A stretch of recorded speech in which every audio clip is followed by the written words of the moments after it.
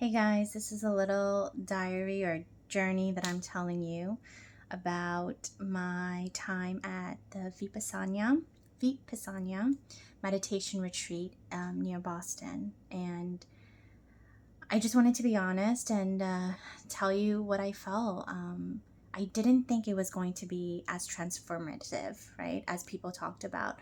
I thought, okay, I went there because my mom actually really wanted me to, and these past few years, I think some of you might know, have been pretty difficult for me. And I thought, okay, like, why not give this a try, right? It's something that I do all the time anyway. Meditation.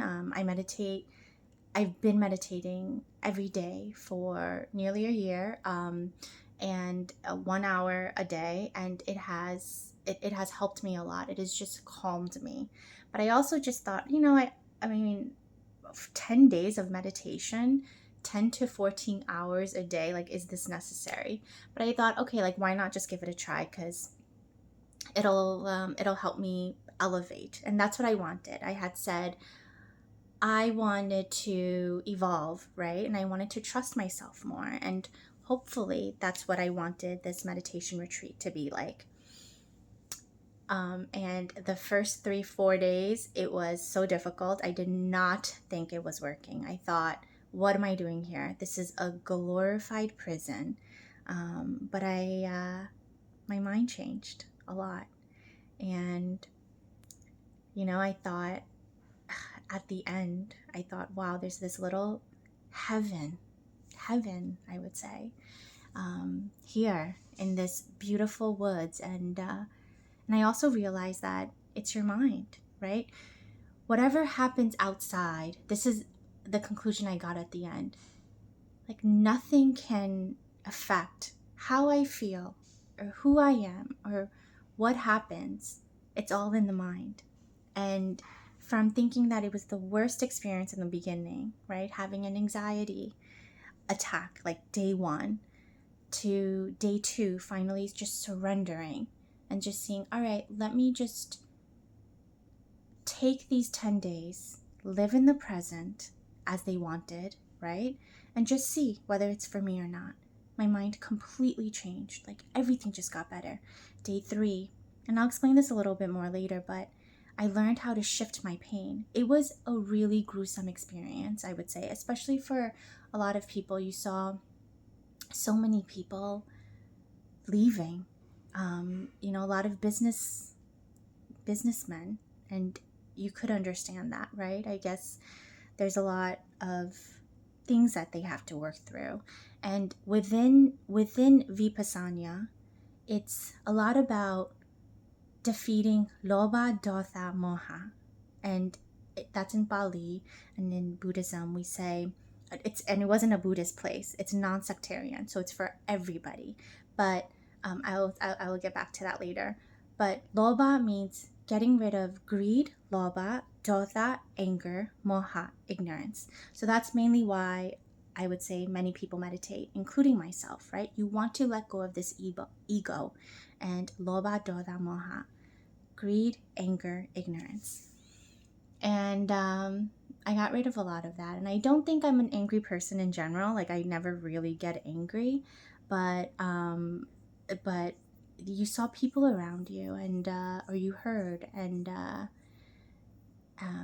I felt as if my consciousness was there, and the meditation that I've been doing throughout the year has been working.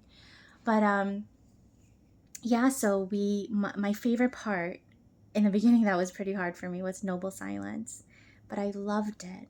I understood, and I thought so clearly and so beautifully. Meaning, like, I would ask myself a question, like simple questions, and it would be the answers right there.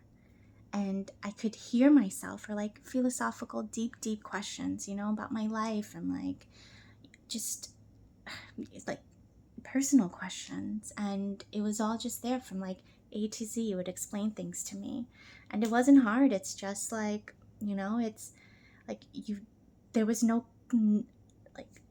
craving, or you craved it, but no, you don't, because you just know everything's going to work out.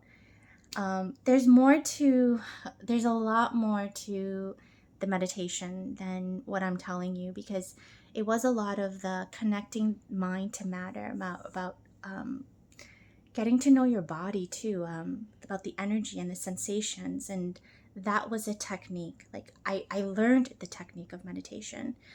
um, it was so beautiful in how one can heal themselves.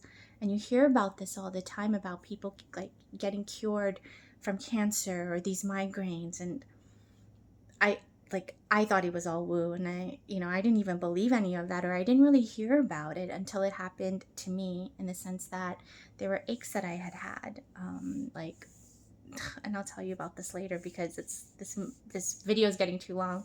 But I'm just in disbelief. And a lot of my friends were asking me how it was and how it was. And I couldn't, in noble silence, you're not allowed to talk for 10 days. So I'm just rewinding in my mind about the great things that had happened, also the really difficult things, which I shouldn't, I shouldn't undermine, right? I shouldn't like push away, because it was really hard. It was really hard. Like, physically it was hard.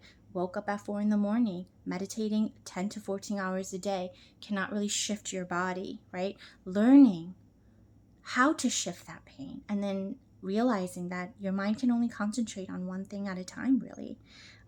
So there, I had a lot of pain, but then I would just shift it somewhere else. And that's kind of like life, where there's always going to be pain somewhere, right? Like, whoever, everybody lives in some kind of discomfort. Like, there's no person that comes into this world without discomfort, and you just learn to shift it.